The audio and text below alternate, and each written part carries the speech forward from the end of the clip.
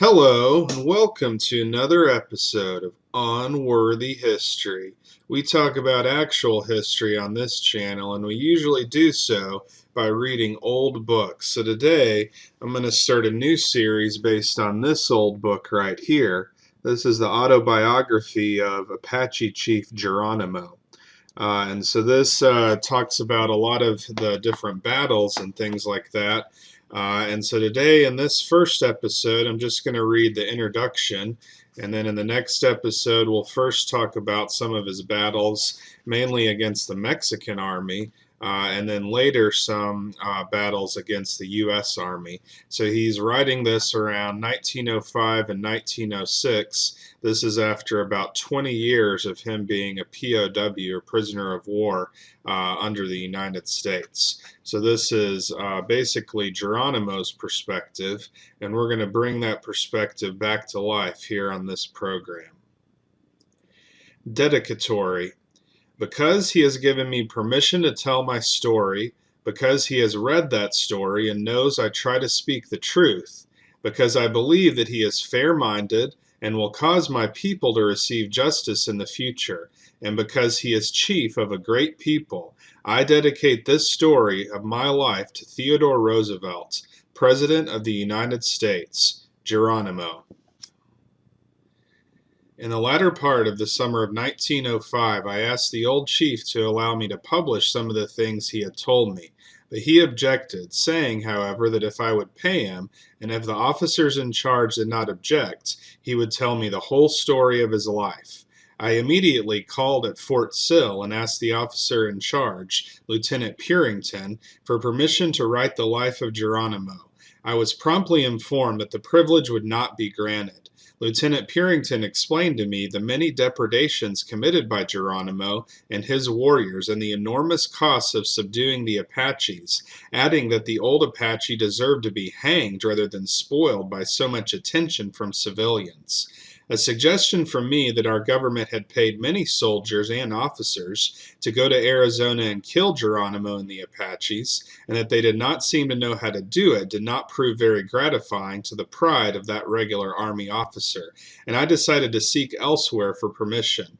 Accordingly, I wrote to President Roosevelt that here was an old Indian who had been held a prisoner of war for 20 years and had never been given a chance to tell his side of the story, and asked that Geronimo be granted permission to tell for publication in his own way the story of his life, and that he be guaranteed the publication of his story would not affect unfavorably the Apache prisoners of war. By return mail, I received word that the authority had been granted. In a few days, I received word from Fort Sill that the President had ordered the officer in charge to grant permission as requested. Early in October, I secured the services of an educated Indian, Asa Deklugie, son of Woa, chief of the Nedni Apaches, as interpreter, and the work of compiling the book began. Geronimo refused to talk when a stenographer was present, or to wait for corrections or questions when telling the story. Each day he had in mind what he would tell, and he told it in a very clear, brief manner. He might prefer to talk at his own tepee, at Asa Deklugie's house, in some mountain dell, or as he rode in a swinging gallop across the prairie. Wherever his fancy led him, there he told whatever he wished to tell, and no more. On the day that he first gave any portion of his autobiography, he would not be questioned about any details, nor would he add another word, but simply said, "Write what I have spoken," and left us to remember and write the story without one bit of assistance. He would agree, however, to come on another day to my study, or any place designated by me, and listen to the reproduction in Apache of what had been told, and at such times would answer all questions or add information wherever he could be convinced that it was necessary. He soon became so tired of bookmaking that he would have abandoned the task, but for the fact that he had agreed to tell the complete story. When he once gives his word, nothing will turn him from fulfilling his promise. A very striking illustration of this was furnished by him early in January 1906. He had agreed to come to my study on a certain date, but at the appointed hour the interpreter came alone, and said that Geronimo was very sick with cold and fever. He had come to tell me that we must appoint another date, as he feared the old warrior had an attack of pneumonia. It was a cold day, and the interpreter drew a chair up to the grate to warm himself after the exposure of the long ride. Just as he was seating himself, he looked out the window and then rose quickly and without speaking pointed to a rapidly moving object coming our way. In a moment I recognized the old chief riding furiously, evidently trying to arrive as soon as the interpreter did, his horse flecked with foam and reeling from exhaustion. Dismounting, he came in and said in a hoarse whisper, "I promised to come. I am here." I explained to him that I had not expected him to come on such a stormy day, and that in his physical condition he must not try to work. He stood for some time, and then, without speaking, left the room, remounted his tired pony, and with bowed head faced 10 long miles of cold north wind. He had kept his promise. When he had finished his story, I submitted the manuscript to Major Charles W. Taylor, 18th Cavalry Commandant, Fort Sill, Oklahoma, who gave me some valuable suggestions as to additional related information, which I asked Geronimo to give. In most cases, the old chief gave the desired information, but in some instances he refused, stating his reasons for so doing. When the added information had been incorporated, I submitted the manuscript to President Roosevelt, from whose letter I quote. "This is a very interesting volume which you have in manuscript, but I would advise that you disclaim responsibility in all cases where the reputation of an individual is assailed. In accordance with that suggestion, I have appended notes throughout the book disclaiming responsibility for adverse criticisms of any persons mentioned by Geronimo.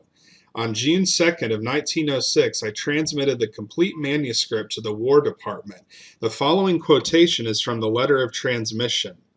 In accordance with endorsement number 8 of the brief submitted to me by the commanding officer of Fort Sill, which endorsement constituted the instructions of the department, I submit herewith manuscript of the Autobiography of Geronimo. The manuscript has been submitted to the President, and at his suggestion I have disclaimed any responsibility for the criticisms made by Geronimo of individuals mentioned."